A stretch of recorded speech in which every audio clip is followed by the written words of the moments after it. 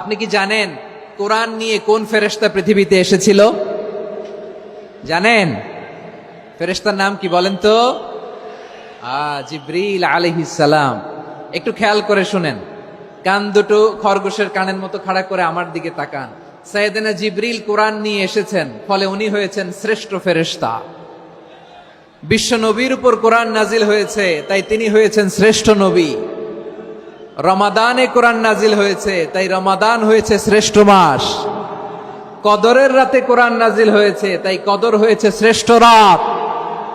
আমরাও যদি কোরআনের সাথে সম্পর্ক বাড়াই, আমাদের মর্যাদাও এরকম, আমাদেরকেও শ্রেষ্ঠ মানুষ বানায় দিবে কে?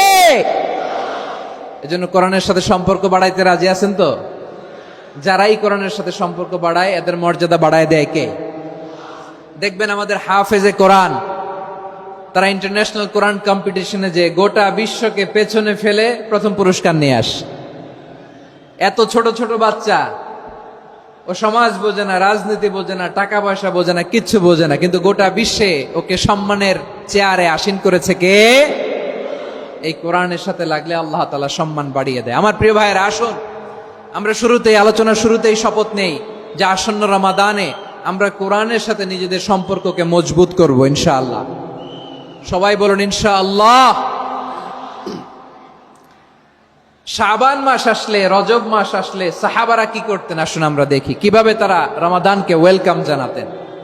রজব শাবান আসলেই ওনারা রমাদান পর্যন্ত পৌঁছার আকুতি, আগ্রহ আর ফরিয়াদ আল্লাহর কাছে জানাতেন আর বলতেন, ইয়া আল্লাহ, রমজান পর্যন্ত আমাদের হায়াত বাড়িয়ে দাও। আল্লাহুম্মা বাল্লিগনা রমাদান, আল্লাহ তুমি রমজান পর্যন্ত আমাদের পৌঁছে দাও। আল্লাহুম্মা বারিক লানা ফি রজব ওয়া শাবান ওয়া বাল্লিগনা রমাদান, আল্লাহ রজব শাবানে বরকত দাও, আল্লাহ রমজান পর্যন্ত তুমি আমাদেরকে পৌঁছে দাও। আওয়াজ করে পড়েন আমিন।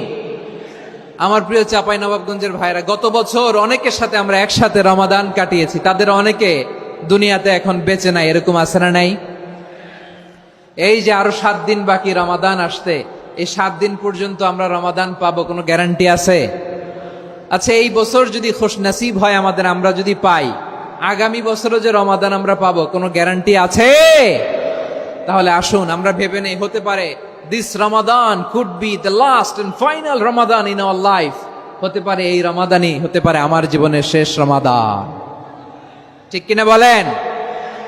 তাই আসুন আমরা আল্লাহর কাছে দোয়া করি, আল্লাহুম্মা বাল্লিগনা রমাদান, আল্লাহ তুমি রমাদান পর্যন্ত আমাদেরকে পৌঁছে দাও। আওয়াজ করে পড়েন আমিন। ইবনু রাজব আল হাম্বলি লাতাইফুল মাআরিফের মধ্যে লিখেছেন, সাহাবারা ওনারা রমাদান কেন্দ্রিক, আমাদের সালফে সালেহিনরা রমাদান কেন্দ্রিক জীবন কাটাতেন। ওনারা রমজান আসার 6 মাস আগে আল্লাহর কাছে দোয়া করতেন, আল্লাহ রমজান পর্যন্ত পৌঁছে দাও। রমজান চলে যাওয়ার পরে বাকি 6 মাস আল্লাহর কাছে দোয়া করতেন, আল্লাহ এই রমাদানে যে ইবাদত করেছি, ইবাদত গুলো তুমি কবুল করে নাও। সুবহানাল্লাহ। তাহলে পুরো বছর রমাদান কেন্দ্রিক জীবন। রমজান আসার আগে 6 মাস দোয়া করতো, আল্লাহ আমরা যেন রমজান পাই। রমজান চলে যাওয়ার পরে বাকি 6 মাস বলতো, আল্লাহ রমজানে যে ইবাদত করেছি এগুলো তুমি কবুল করে নাও। সুবহানাল্লাহ। আবার এই শাবান মাসে আল্লাহর হাবিব সাল্লাল্লাহু আলাইহি ওয়াসাল্লাম সবচেয়ে বেশি রোজা রাখতেন। কানা ইয়াসুমু শাবানা কুল্লাহ, সবচেয়ে বেশি রোজা রাখতেন শাবান মাসে। ওয়া কানা ইয়াসুমু শাবানা ইল্লা কলিলা, শাবানের অল্প কয়েকদিন ছাড়া পুরো শাবানটাই বিশ্বনবী রোজা রাখতেন। সুবহানাল্লাহ পড়েন। এই শাবানে আপনারা রোজা রাখছেন তো? রাখছেন? আল্লাহ তুমি কবুল করো, আমরা সবাই পড়ি আমিন। মাইকের সাউন্ডটা একটু উইক মনে হচ্ছে, একটু স্ট্রং করতে হবে সামান্য। মাইক অপারেটর যিনি আছেন একটু স্ট্রং করবেন, আমার শাউট করে কথা বলা লাগতেছে, একটু স্ট্রং করবেন মেহেরবানি করে, মাইকের সাউন্ডটা একটু স্ট্রং করবেন। প্রিয় ভাইয়েরা, এই শাবান শেষে আমাদের মধ্যে আগমন করবে রমাদান, এবং এই রমাদানুল মুবারক আল্লাহ তাআলা আমাদের জন্য সিয়াম ফরজ করেছেন। কি ফরজ করেছেন? তিনি সূরাতুল বাকারার 183 নম্বর আয়াতে ইরশাদ করছেন, রাব্বুল আলামিন বলেন, ইয়া আইয়ুহাল্লাযীনা আমানু কুতিবা আলাইকুমুস সিয়ামু কামা কুতিবা আলাল্লাযীনা মিন ক্বাবলিকুম লাআল্লাকুম তাত্তাকুন।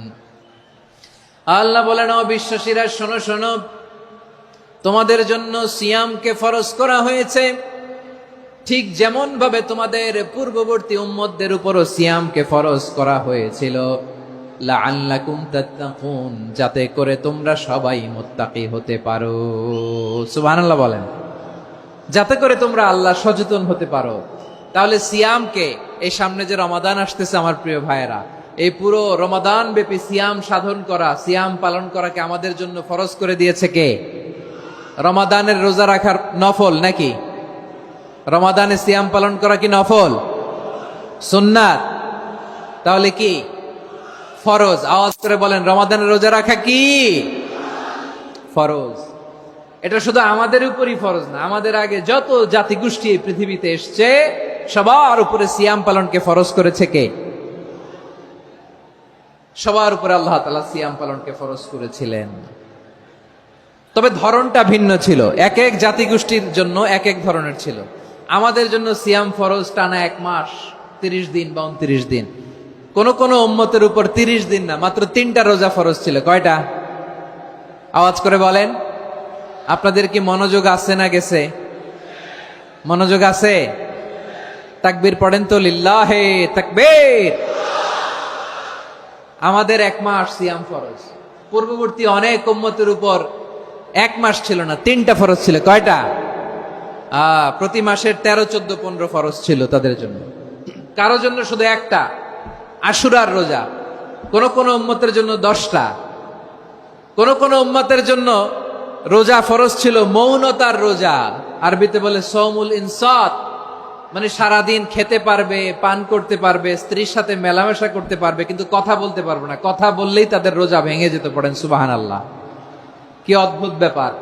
মৌন সম্মতির রোজা। যেমনটি সাইয়্যিদাতুনা মারিয়াম আলাইহিস সালাম বলেছেন, ইন্নী নাযারতু লির-রাহমানি সাওমা ফালান উকাল্লিমাল ইয়াওমা ইনসিয়া।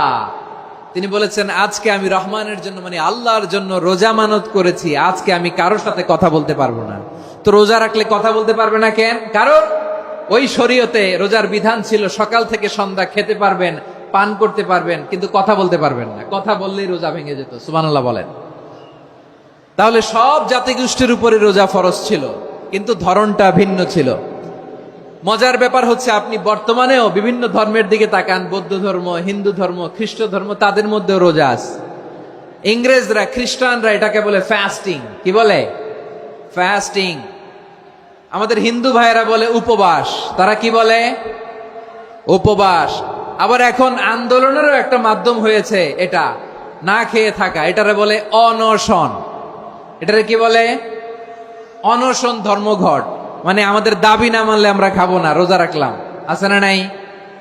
তারপরে আধুনিক বিজ্ঞান এটার একটা নাম দিয়েছে না খেয়ে থাকাকে, অটোফিজি। কি বলে? অটোফিজি। জাপানের এক চিকিৎসা বিজ্ঞানী এই অটোফিজির উপর গবেষণা করে সে নোবেল পেয়েছে। সুবহানাল্লাহ পড়বেন না? এজন্য আল্লাহ তাআলা আমাদের জন্য গোটা রমাদানে এই সিয়ামকে ফরজ করে দিয়েছেন। আওয়াজ করে বলেন আল্লাহু আকবার।